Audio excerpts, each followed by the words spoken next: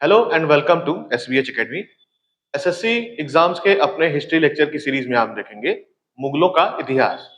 तो मुगलों के इतिहास की बात करें तो ये 1526 से शुरू होता है और अपने चरमोत्कर्ष पे हम देखते हैं कि ये अकबर के काल में पहुंचा। उसके बाद इसका विस्तार थोड़ा और हुआ औरंगजेब के काल में, और औरंगजेब की मृत्यु 1707 में हुई। उसके बाद हम देखते हैं कि मुगलों का पतन शुरू हो गया और आखिरी मुगल शासक बहादुर शाह जफर, जिनको 1857 की क्रांति के बाद भारत से बाहर बर्मा भेज दिया गया था, और उन्हीं के साथ ये साम्राज्य जो है वो समाप्त हो गया। तो जो मुगल साम्राज्य की हम बात करते हैं, इनको दो हिस्सों में रखते हैं। पहला बाबर से लेके औरंगजेब तक का, और उसके बाद औरंगजेब के वंशजों से लेके, जिनमें हम देखते हैं कि बहादुर शाह प्रथम से लेके बहादुर शाह जफर तक की पूरी कहानी आती है। तो वहां तक का हिस्सा हम बाद में देखेंगे।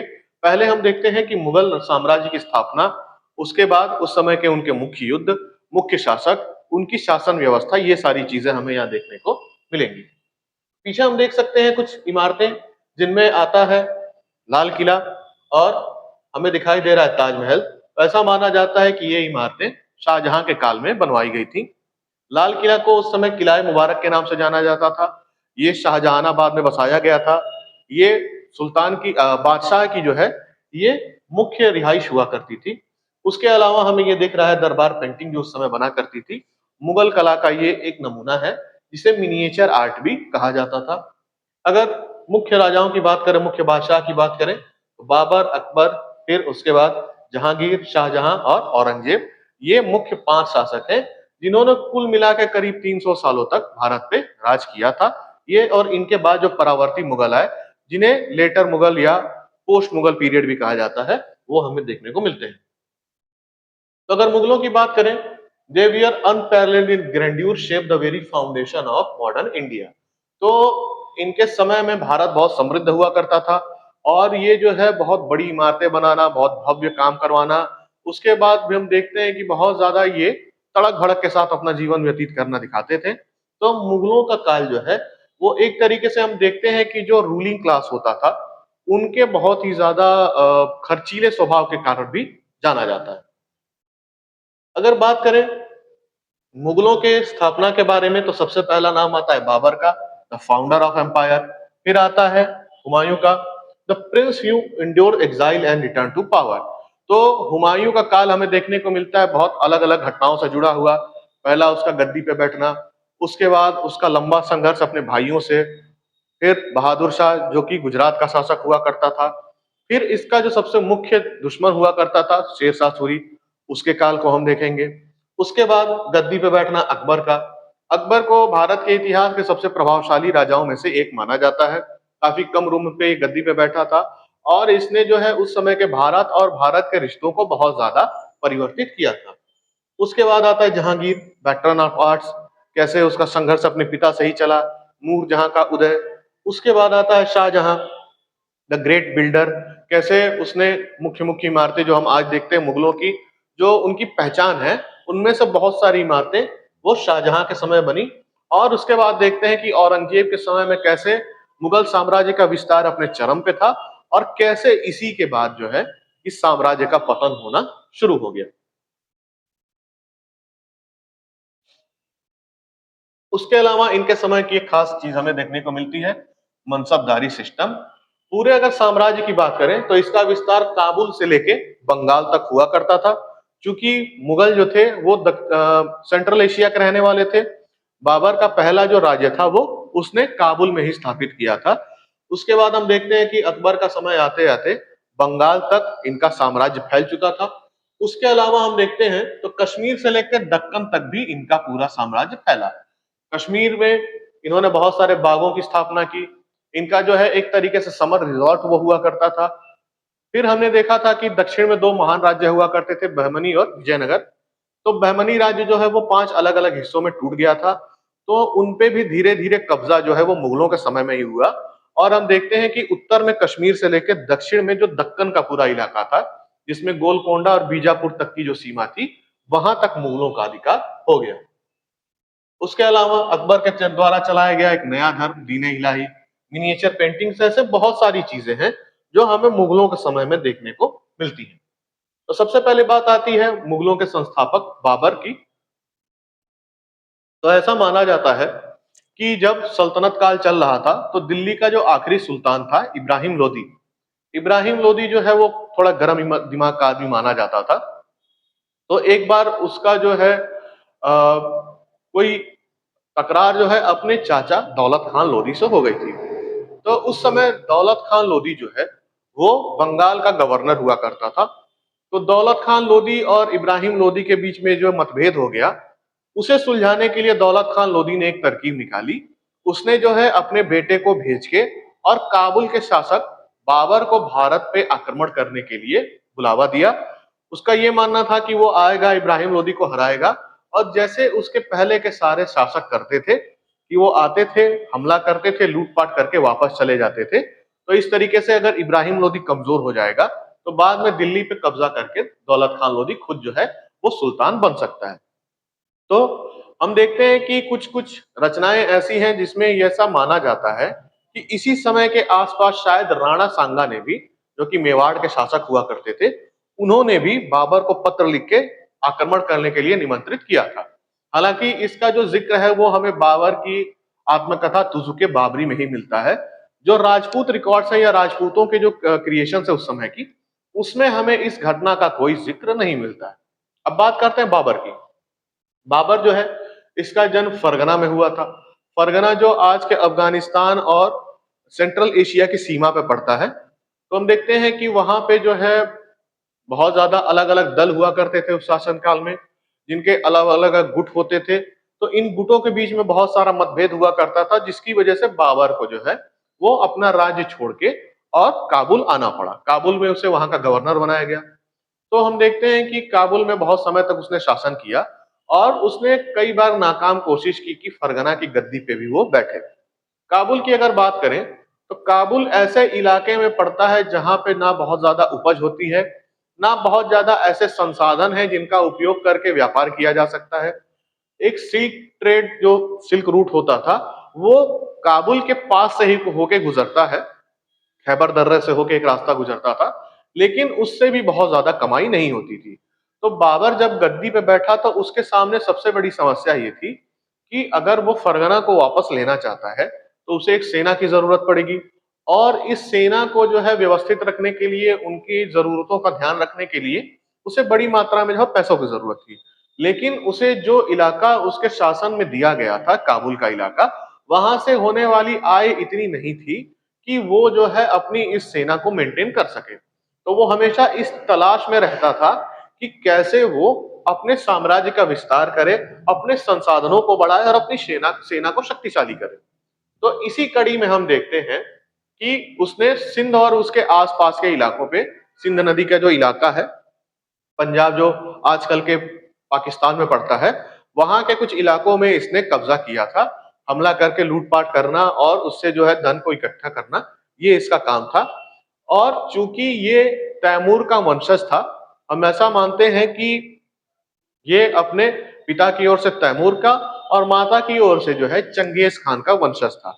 यानी मध्य एशिया से ही इसके ताल्लुक जुड़ते थे। तो तैमूर ने 1398 में जब भारत पे आक्रमण किया था तो उसने उत्तरी भारत को बहुत बुरी तरीके से बर्बाद कर दिया था। ऐसा माना जाता है कि उसने जो है दिल्ली को करीब करीब लोगों से विहीन कर दिया था। इतनी बड़ी मात्रा में रक्तपात हुआ था कि बहुत समय तक, कई महीनों तक लोगों की लाशें जो है वहां पड़ी रही, सड़ती रही। किसी की हिम्मत नहीं हुई कि जाके उस जगह को साफ कर सके। तो ये जो नाम है तैमूर का, ये बाबर के साथ जुड़ा हुआ था। तो इसी वजह से इसे थोड़ी ज्यादा इज्जत मिलती थी अगर बाकी सरदारों से अगर उसकी तुलना करें तो जब दौलत खान लोधी ने बाबर को भारत में बुलाया तो बाबर के पास ये एक अच्छा मौका था, क्योंकि भारत उस समय भी दुनिया के सबसे समृद्धशाली देशों में हुआ करता था, सोने की चिड़िया जिसे कहा जाता है। तो भारत पे आना, वहां पे लूटपाट करना, वहां कब्जा करना, बाबर के लिए यह हर तरीके से फायदेमंद सौदा हुआ करता था। बाबर का पूरा नाम अगर हम कहें तो इसका पूरा नाम था जहीरुद्दीन मोहम्मद बाबर। वो तैमूर का वंशज था अपने पिता की तरफ से, और अपनी माता की तरफ से चंगेज खान का वंशज था। फरगना जो कि आज के उज्बेकिस्तान यानी सेंट्रल एशिया में है, वहां पे इसका जन्म हुआ था। अपने किंगडम को ये हार गया था, बहुत सारे वहां पे गुटबंदियां हुआ करती थी, इसकी वजह से इसे बाहर निकाल दिया गया। दौलत खान लोधी जो कि बंगाल का गवर्नर हुआ करता था, उसके बेटे आलम खान ने जाके बाबर को भारत में बुलाया। उसके बाद हम देखते हैं कि बाबर भारत में आया और पानीपत का जो मैदान आज के हरियाणा में पड़ता है, वहां पे 1526 में एक युद्ध लड़ा गया, जिसे the first battle of Panipat कहते हैं। तो मुगलों के शासनकाल की बात करें तो बाबर के समय से लेके और हम देखते हैं कि नादिर शाह और उसके बाद अहमद शाह अब्दाली के आक्रमण तक पानीपत का महत्व बहुत ज्यादा हुआ करता था। ये एक ऐसा मैदान था जहां बहुत बड़े बड़े झगड़े जो है बहुत सारी रियासतों के बीच में सुलझाए गए थे। तो जिनमें 3 बड़े युद्ध आते हैं पानीपत के। जो सबसे पहला युद्ध था वो 1526 में लड़ा गया था, दूसरा 1556 में और तीसरा 1761 में। तो अगर बात करें कॉम्बेटेंट की, मतलब इस युद्ध में कौन शामिल था, तो एक और बाबर और दूसरी ओर इब्राहिम लोदी, जो दिल्ली का आखिरी सुल्तान था। ऐसा माना जाता है कि बाबर जो है वो 12,000 से 15,000 की सेना को लेके आया था और इब्राहिम लोदी के पास करीब 1 लाख लोग थे, जिनमें हाथी भी बड़ी मात्रा में हुआ करते थे। तो जो बाबर की सेना थी वो मध्य एशिया से उन्होंने ट्रेनिंग ली हुई थी। तो इनकी सबसे बड़ी खासियत थी कि इनके घुड़सवार जो सैनिक थे उनकी रफ्तार बहुत हुआ करती थी। अचानक से कहीं आना, बिजली की रफ्तार से हमला करना, लूटपाट करना, हराना और फिर उसी गति से ये वापस चले जाते थे। तो जो एलिमेंट ऑफ सरप्राइज हम कहते हैं वो इनकी सेना में हुआ करता था। उसके अलावा बाबर ने जो सबसे अच्छी तकनीक का इस्तेमाल किया वो था द यूज ऑफ आर्टिलरी, यानी तोप खाने का बहुत ही सदा हुआ इस्तेमाल बाबर ने इस युद्ध में किया। Babur used the Tulughma and Tarabin defensive system. तो कैसे तोपों को सजाना है, उसके अलावा हम देखते हैं कि इस युद्ध के पहले बाबर ने काफी अच्छी तैयारी की। काफी खाइयां खोदी गई जिनको ढक के रखा गया ताकि इब्राहिम लोदी की सेना को पता ना चले कि कहाँ पे खुला मैदान है, कहाँ पे खाइयां हैं। उसके अलावा हम देखते हैं तो बैलगाड़ियों को लगा के कई लेयर्स की दीवार बनाई गई थी, जिसके बीच में जो है तोपों को ऐसा लगाया गया था कि दुश्मन को वो दूर से ना दिखाई दे लेकिन सटीक हमला वो कर सके। उसके बाद तीरंदाजों की एक दीवार खड़ी की गई थी ताकि जो सैनिक नजदीक आ जाए उनके ऊपर हमला किया जा सके। तो युद्ध पद्धति का बहुत अच्छी तरीके से इस्तेमाल करके और बाबर ने क्या किया कि सबसे पहले इब्राहिम लोदी की सेना के हाथियों को भड़काया। जब हाथी भड़क गए, पागल होने लगे, तो वो अपनी ही सेना का नुकसान करने लगे। तो फाइनली हम देखते हैं कि इब्राहिम लोदी की इसमें मृत्यु हो गई और बाबर ने दिल्ली पे कब्जा कर लिया।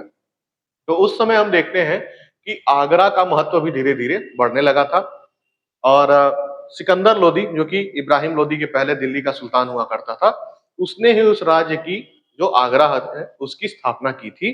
तो बाद में बाबर ने दिल्ली और आगरा दोनों पे अपना आधिपत्य जमाया।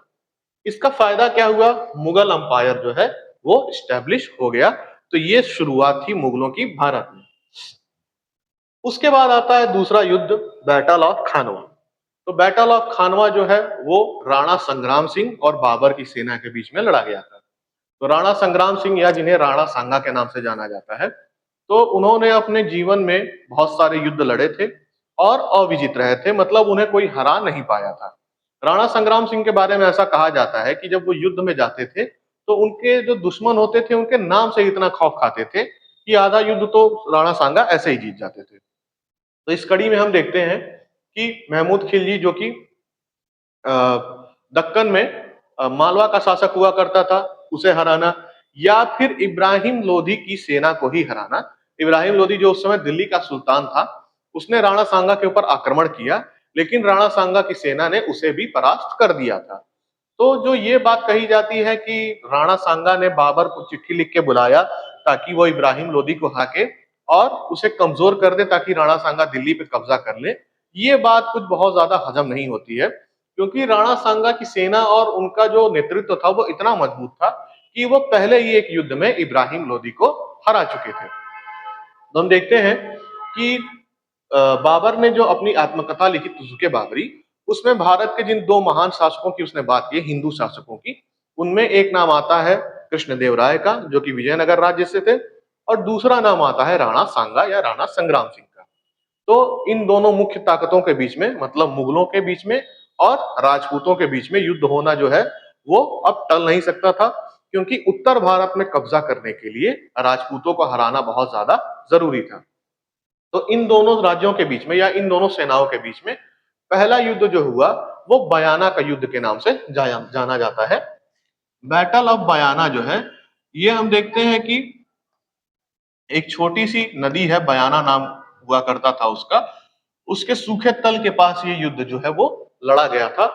और इस युद्ध में ऐसा माना जाता है कि राणा सांगा की जो सेना है वो बाबर की सेना के ऊपर ये भारी पड़ने लगी और बाबर की सेना को जो है जान बचा के वहां से भागना पड़ा था। लेकिन जो दूसरा युद्ध हुआ battle of Khanwa, battle of Khanwa जो है ये 1527 में लड़ा गया।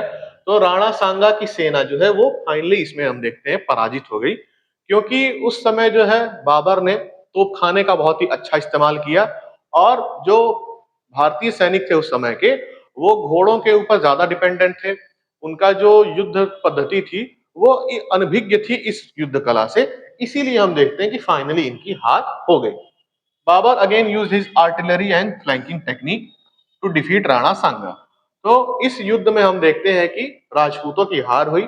राणा सांगा जो है वो युद्ध भूमि से उनको जो है दूर कर दिया गया ताकि बाद में अपनी सेना को एकत्रित करके वो फिर से हमला कर सके। लेकिन हम देखते हैं कि बाद में उनकी जो है वो हत्या इन्हीं के लोगों ने कर दी थी।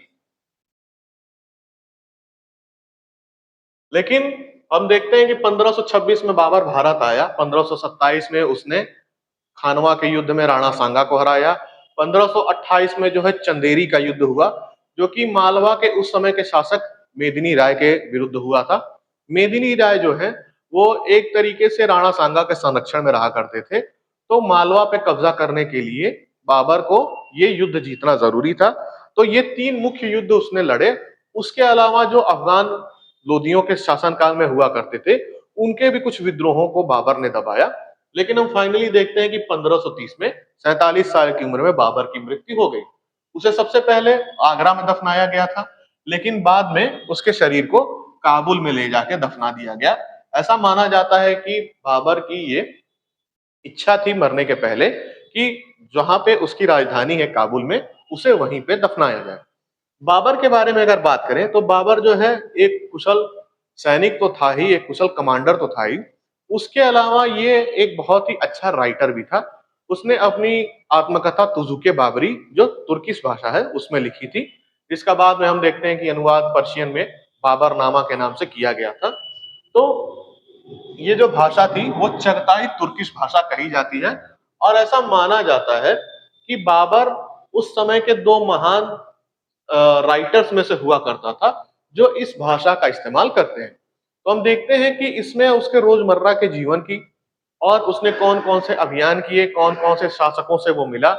उसके अलावा जब वो भारत आया तो भारत के बारे में उसने बहुत डिटेल में हर चीज को अपनी किताब में लिखा है कि यहाँ के कौन से सीजन होते हैं, कौन से फल होते हैं, यहाँ की मछलियां कैसे हैं, यहाँ सिंचाई के लिए क्या इस्तेमाल किया जाता है, किस तरीके के फूल पाए जाते हैं, कौन से इलाके की क्या विशेषताएं हैं। इन सारी चीजों के बारे में भी बहुत डिटेल में इस किताब में लिखा गया है। तो हम देखते हैं कि 16वीं सदी के जो शुरुआती समय है उसके बारे में एक बहुत अच्छी जानकारी जो है वो हमें बाबर की किताब से मिलती है।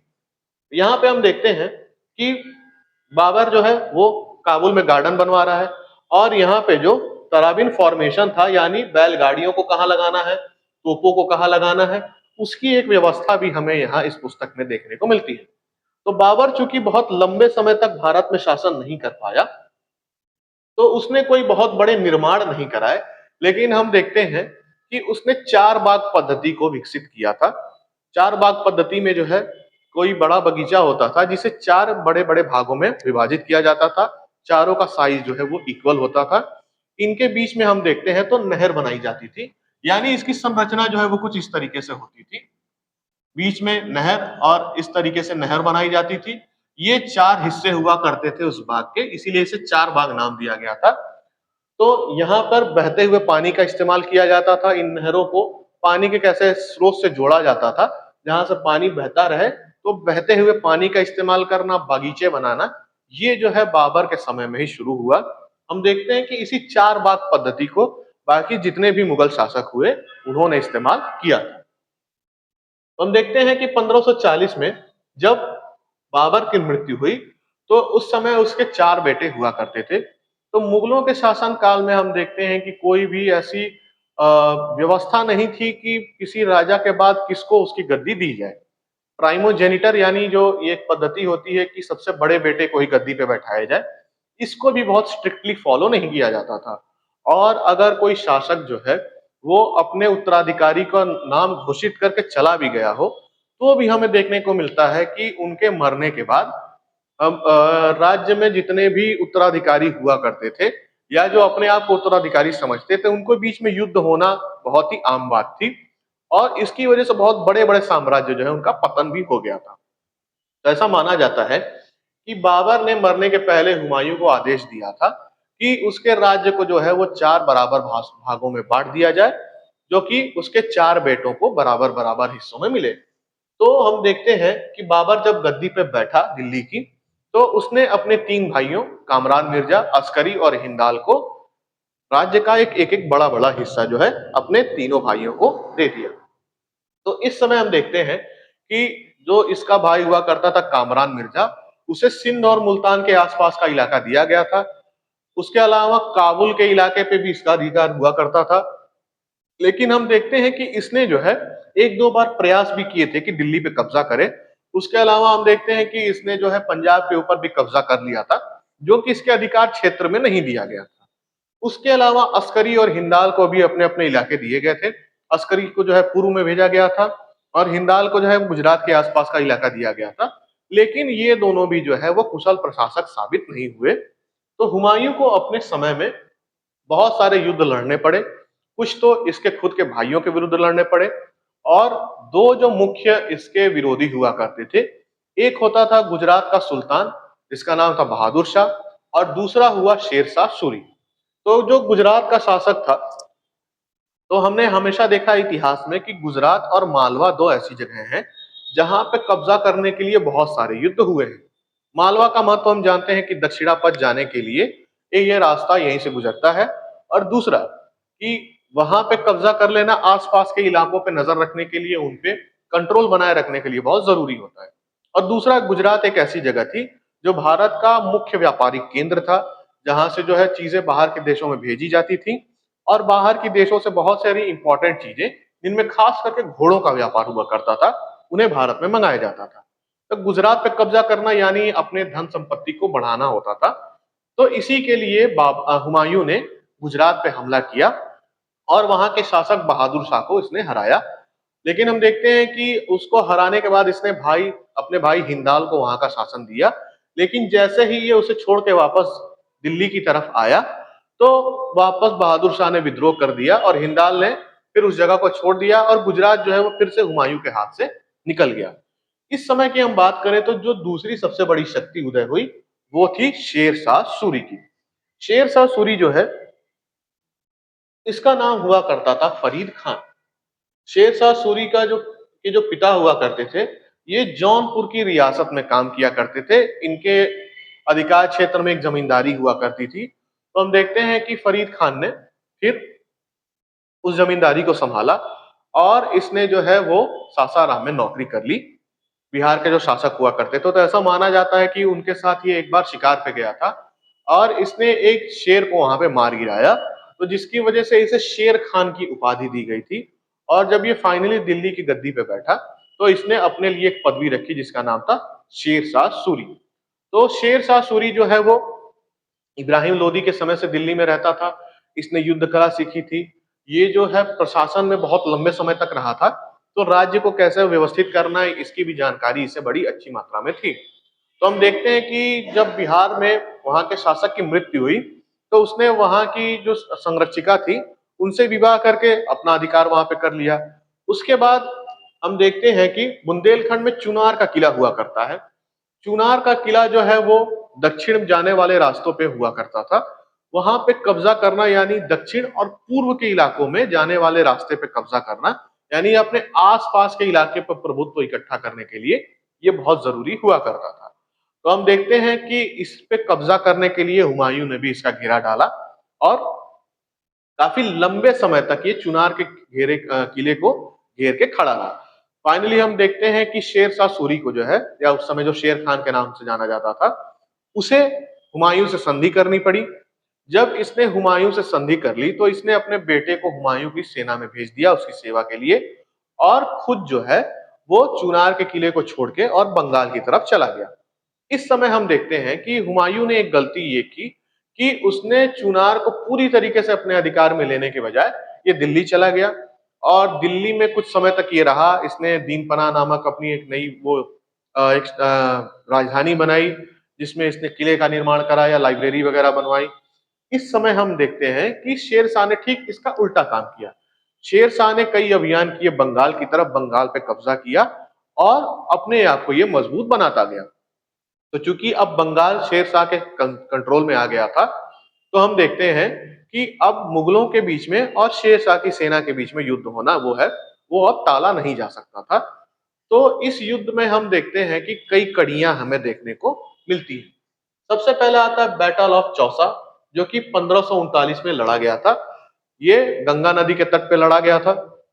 ऐसा माना जाता है कि इस युद्ध में हुमायूं की बहुत बुरी तरीके से हार हुई थी। हुमायूं ने जो है अपने भाई को दिल्ली में बैठाया उसकी गद्दी संभालने के लिए, और अपनी सेना को जो है वो लेके ये चला गया चौसा में युद्ध करने के लिए। लेकिन हम देखते हैं कि शेर शाह ने पहले से तैयारी करके रखी थी। इसकी जो लाइन ऑफ सप्लाई थी उसको काट दिया गया, इस सेना को घेर लिया गया और बहुत बुरी तरीके से मुगलों को हराया गया। इस युद्ध में हुमायूं बहुत मुश्किल से अपनी जान बचा के भागा। ऐसा माना जाता है कि एक मछुआरा जो उसके पास नाव थी, उसकी मदद से ये गंगा नदी को पार करके वापस अपनी जान बचा के भागा, और एक दिन के लिए उस नाविक को इसने बादशाह की गद्दी पे बैठाया था। फिर हम देखते हैं कि अगला जो युद्ध हुआ वो बैटल ऑफ कन्नौज या बिलग्राम का युद्ध है। इसमें शेर शाह सूरी ने हुमायूं को बुरी तरीके से परास्त किया, और फिर हुमायूं को जो है वो दिल्ली की गद्दी छोड़ के जाना पड़ा। तो हुमायूं जो है हार के बाद वो ईरान चला गया, कुछ समय तक ये सिंध में रहा। तो इस समय हम देखते हैं कि शेर शाह सूरी ने अपने आप को दिल्ली और आगरा में स्थापित कर लिया, और कुछ समय के लिए एक नए साम्राज्य की स्थापना की, जिसे सूर साम्राज्य के नाम से जाना जाता है। तो अगर हम देखें तो शेर शाह सूरी का जो काल है उसमें उसने अपने राज्य को जो है मजबूत किया। उसके अलावा प्रशासन में उसने ऐसे ऐसे बदलाव किए, कुछ ऐसी टेक्निक्स जो है इंट्रोड्यूस की, जिसका बाद के काल में बहुत सारे शासकों ने इस्तेमाल किया, जिनमें सबसे बड़ा नाम अकबर का आता है। हम देखते हैं कि अकबर के जो एक मंत्री हुआ करते थे राजा टोडरमल, जिन्होंने स्थायी बंदोबस्त जो है वो लगाया था, जिसे दसाला भी कहते हैं। तो दहसाला की व्यवस्था जो है वो उन्होंने कहीं ना कहीं शेर शाह सूरी के यहाँ से ही सीखी थी, क्योंकि बहुत लंबे समय तक ये शेर शाह सूरी के यहाँ काम करते रहे। तो शेर शाह सूरी के समय की बात करें तो जब ये गद्दी पे बैठा तो उस समय जो है डकैतों का और लुटेरों का बहुत ज्यादा आतंक हुआ करता था, जिससे व्यापार पे बहुत बड़ी मात्रा में जो है वो असर पड़ता था। तो सबसे पहला इसने एक काम किया कि हर 8 कोस पे एक डाक चौकी बनाई गई, और उसे सराय का नाम भी दिया गया, यानी वहां पे जो है लोग आ सकते थे, व्यापारी हो या यात्री हो वो रुक सकते थे। उनके रुकने की, खाने की, उनके घोड़ों को रखने की, उनके सामान को सुरक्षित रखने की पूरी व्यवस्था ये की जाती थी वहां पे। हिंदुओं के लिए अलग इलाका था, मुस्लिमों के लिए अलग था। एक ही सराय में जो है अलग अलग हिस्से बनाए गए थे, जहां हिंदू जो है अपनी व्यवस्था से रहते थे, मुस्लिम अपनी व्यवस्था से रहते थे। उसके अलावा हम देखते हैं कि ये डाक चौकी का काम किया करता था। तो धीरे धीरे ये जो सराय हुआ करते थे, ये सराय अब यहाँ पे दुकानें लगने लगी तो वहां पे जो है लोग रहना भी शुरू करने लगे। तो धीरे धीरे ये सराय ही जो है वो कस्बों का रूप लेने लगे। उसके अलावा इन सरायों को जोड़ने के लिए बहुत सारी सड़कों का निर्माण किया गया था। तो हम देखते हैं कि ये जो सराय थे और ये जो सड़कें थी, इसे जो है वो the artery of the empire कहा जाता है। यानी इन्हीं के रास्ते पूरा व्यापार और यात्रियों का जो काफिला था वो जाया करता था। उसके अलावा हम देखते हैं कि अगर किसी गांव के आसपास किसी यात्री को लूट लिया गया या किसी व्यापारी के ऊपर हमला कर दिया गया, तो उस गांव के मुखिया की और वहां के सूबेदार की जिम्मेदारी होती थी कि वो जो है उस सामान को वापस लाए, जिसने हमला किया उसको सजा मिले। अगर ऐसा वो नहीं कर पाता था फिर तो वही सजा उस इंसान को दी जाती थी। उसके अलावा अगर सड़क पे किसी को लूट लिया गया या उसकी हत्या हो गई, तो जिस भी अधिकारी के इलाके में वो इलाका पड़ता था, उसे सजा दी जाती थी। तो ऐसा माना जाता है कि शेर शाह की इन सारी व्यवस्थाओं का इतना खौफ हो गया कि लोग अब जो है बहुत ही आसानी से सड़कों पे आ जा सकते थे। लुटेरों का आतंक जो है वो समाप्त हो चुका था। उसके अलावा जो एक और व्यवस्था लगाई थी शेर शाह सूरी ने, वो था कि जितने भी खेत हुआ करते थे, उन खेतों की माप की गई और हर इलाके के हिसाब से जो वहां की उपज हुआ करती थी, उसके हिसाब से जो है वो रेट तय किए गए और उस रेट के हिसाब से ही टैक्स कलेक्शन शुरू हुआ, जो कि एक क्रांतिकारी परिवर्तन था इस क्षेत्र में। लेकिन फाइनली हम देखते हैं कि शेर शाह सूरी जो है वो कालिंजर के दुर्ग पे कब्जा करने के लिए गया था। तो ऐसा माना जाता है कि उस समय वो एक बंदूक का इस्तेमाल कर रहा था और वो उसमें व्यस्त था। तब तक कोई तोप का गोला जो दीवार पे छोड़ा गया था वो टकरा के वापस आया और शेर शाह के काफी करीब ही वो गोला फटा और उस गोले के फटने से ही शेर शाह जो है बुरी तरीके से जख्मी हो गया और इसी वजह से शेर शाह सूरी की मृत्यु हो गई। तो हम देखते हैं कि शेर शाह सूरी की मृत्यु के बाद धीरे धीरे सूर्य साम्राज्य जो है उसका पतन हो गया। तो इस समय जो है हुमायूं को मौका मिला कि वो वापस दिल्ली पे कब्जा करने की कोशिश करे। तो हम देखते हैं कि 1540 में मच्छीवाड़ा का युद्ध जो था उसने उसमें हुमायूं ने शेर शाह सूरी के वंशजों को हराया और फाइनली दिल्ली पे कब्जा कर लिया और करीब 15 सालों तक ये भटकता रहा था। तो 1555 में ये गद्दी पे बैठा और हम देखते हैं कि बदकिस्मती से एक साल बाद अपने ही पुस्तकालय की सीढ़ियों से गिर के चोटिल हो गया और उस चोट की वजह से ही इसकी मृत्यु हो गई। तो इस दौरान इसने काबुल पे भी कब्जा किया, दिल्ली पे भी कब्जा किया और फाइनली जो है ये दुनिया से चला गया। तो हुमायूं के मरने के बाद इसके 13 साल के बेटे अकबर को गद्दी पे बैठाया गया। तो हम देखते हैं कि अकबर का जो काल है भारत के इतिहास में एक स्वर्णिम काल के रूप में भी दर्शाया जाता है। तो चूंकि ये बहुत ही महत्वपूर्ण काल है तो इसके बारे में हम देखेंगे अपने अगले लेक्चर में। आज के लिए इतना ही। Thank you very much.